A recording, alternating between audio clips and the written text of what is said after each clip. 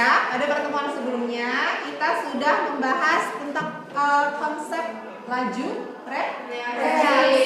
Oke, Ibu laju reaksi ya. Kemarin kan sudah Ibu berikan bagian pengantar tentang apa konsep laju reaksi. Nah, diingat-ingat lagi. Kalau kalian kemarin punya catatan, coba diingat-ingat lagi. Apa sih laju reaksi? Apa sih reaksi kimia? Apa sih yang dimaksud dengan laju? Bagaimana suatu reaksi itu bisa berjalan? Bagaimana suatu reaksi itu bisa kita amati? Apa saja reaksi-reaksi kimia dalam kehidupan sehari-hari yang kita sering jumpai? Sudah? Oke.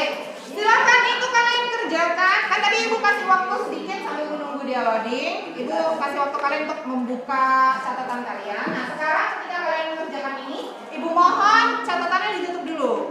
Ini Ibu ingin melihat bagaimana pemahaman kalian terhadap apa yang sudah Ibu berikan dulu. Silakan dibuka handphonenya. Silakan dikerjakan.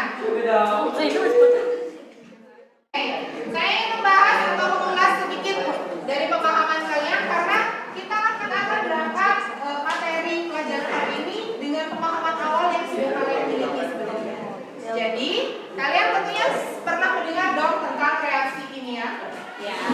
Reaksi kimia apa yang diketahui? Di sini saya lihat oke. Yang dapat diamati dari ciri-ciri reaksi kimia itu apa?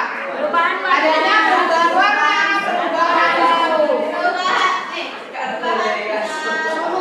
suhu, warna, menghasilkan gambar. Oke, yang kalian ketahui tentang laju, cepat atau lambat, bergerak atau jalan. Oke. Tulisannya apa? Besi yang besar. Kalau besi yang besi ini, jadi jika besi diletakkan begitu saja dalam ruangan terbuka, berdasarkan gambar kan terlihat ya dia dalam ruangan terbuka, maka ruangan itu tersebut akan memiliki kadar oksigen yang tinggi sehingga besi akan mengalami tumpahan percakapan. Oke ya. Di sini ada kata kunci yaitu kadar oksigen. Kalian disuruh membuat pertanyaan. Ajukanlah pertanyaan yang sesuai dengan apa yang kalian amati pada wacana yang sudah diberikan. Wacananya yang ada di ini, yang barusan tadi. Nih, coba. Kira-kira kalian bisa membuat pertanyaan apa dari sini? Bisa, Bu. Bisa? Oke, silakan. Boleh berdiskusi kelompok ya. Untuk membuat pertanyaan. 5 menit aja ya. Coba perwakilan aja. Satu kelompok ajukan, kalau misalnya ada dua pertanyaan dalam satu kelompok boleh diajukan. Setiap kelompok boleh membacakan pertanyaan yang sudah dibuat. Bisa dimulai dari Melisa dan reaksi dulu. Ayo, Melisa. Pertanyaan yang kami ajukan adalah: 1. Apa yang dimaksud dengan kadar oksigen? Dan 2. Berapa lama besi bisa berkarat? Apa yang dimaksud dengan kadar oksigen? Dan berapa lama besi bisa berkarat? Oke, yang kelompok yang kira? Mengapa besi yang di tempat terbuka lebih cepat mengalami perkaratan? Oke, Mengapa besi membutuhkan kadar oksigen yang rendah? oke, silakan kalian melihat yang di halaman selanjutnya adalah apa? Mencoba. Ada kegiatan 1 ya, ada tulisannya kegiatan 1 merancang percobaan. Jadi dalam pertemuan kali ini kita melaksanakan satu kegiatan yaitu merancang kegiatannya ya. Nanti pada pertemuan berikutnya percobaannya adalah kegiatan 2, melakukan percobaan berdasarkan hasil rancangan yang sudah kalian buat tadi. Ya, anakku, kita pada pertemuan kali ini akan membahas kompetensi dasarnya adalah menentukan order reaksi dan tetapan laju reaksi berdasarkan data hasil percobaan. Selanjutnya adalah kalian nanti akan merancang, melakukan, menyimpulkan serta menyajikan hasil percobaan faktor-faktor yang mempengaruhi laju reaksi dan order reaksi. Ingat, ada kata-kata merancang, ada kata-kata melakukan, menyimpulkan, menyajikan hasil percobaan. Berarti dalam pertemuan ini nanti anak-anak akan melakukan kegiatan ini. Wow. Tujuan pembelajaran kita adalah dengan kalian mengamati, dengan kalian menanya, mencoba,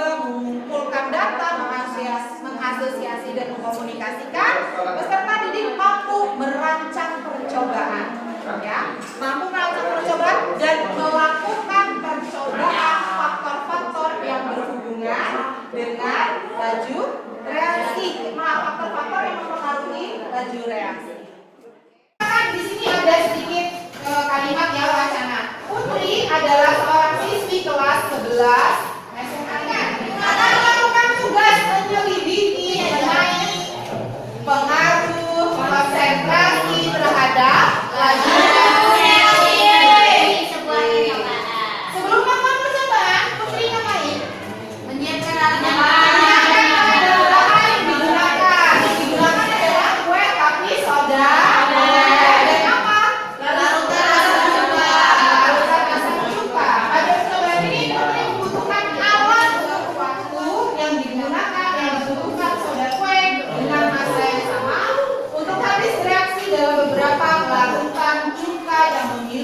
Konsentrasi yang berbeda. Kalau kita bisa lihat dari wacana ini, maka apa saja sih yang dibutuhkan dari wacana ini? Iya, stopwatch. Stopwatch untuk ngapain? Untuk menghitung waktu. Oke, ada stopwatch untuk menghitung waktu. Soda kue.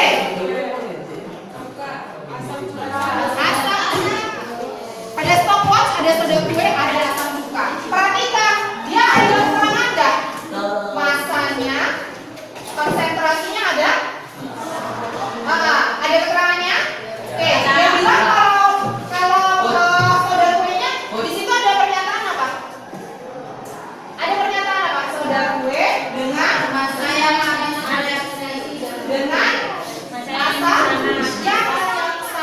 Ulangi. Dengan massa yang sama.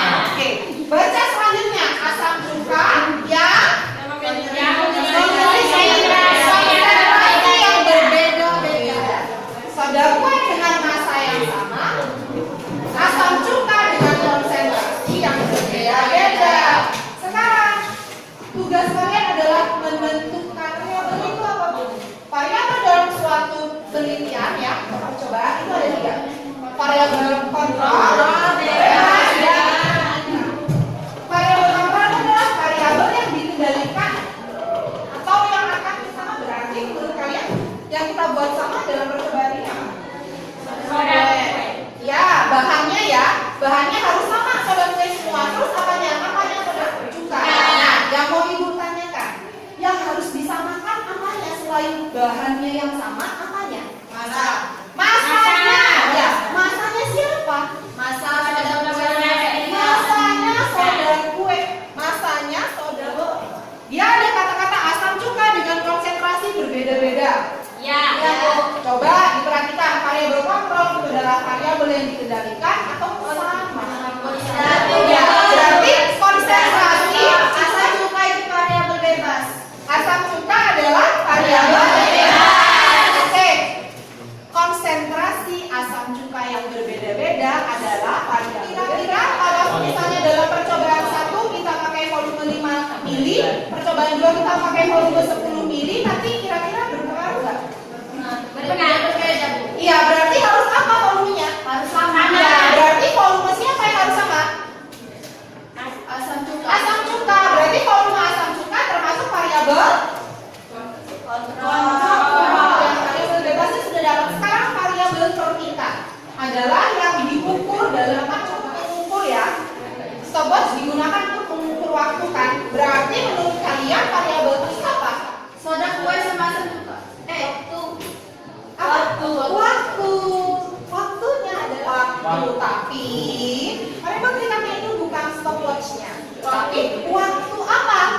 Waktu ketika massa si soda kue habis bereaksi dengan si asam cuka.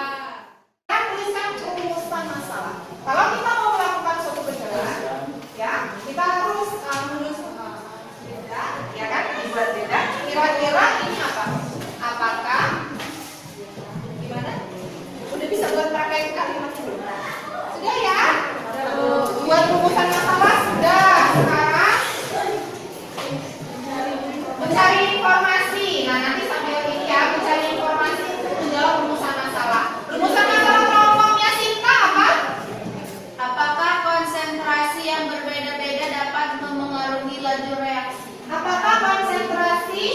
berbeda-beda? Asam cuka. Apakah konsentrasi asam cuka yang berbeda-beda mampu mempengaruhi laju reaksi? Oke, itu rumusan asamnya. Berdasarkan apa yang sudah kalian buat, pertanyaan tadi rumusan masalah buatkan hipotesis. Hipotesis itu dugaan sementara. Kalau misalnya tadi kalian membuat pertanyaan apakah konsentrasinya mempengaruhi, kalian duga dulu sementara sebelum kita melakukan percobaan. Kira-kira menurut kalian berpengaruh nggak? Iya. Itu kan hipotesis. Ya, tuliskan berarti apa? Hipotesis atau dugaan sementara kalian apa? Ya, berpengaruh. Berarti iya, konsentrasi berpengaruh terhadap apa? Sesuaikan dengan rumusan masalah yang sudah kalian kerjakan atau buat. Sudah ditulis ya hipotesisnya? Oke, sekarang ibu akan bimbing kalian untuk menjawab pertanyaan yang ada di altar ini. Ya, pertanyaan pertama itu berapakah konsentrasi larutan asam cuka yang akan digunakan pada memprediksi? Namanya kita merancang, ya.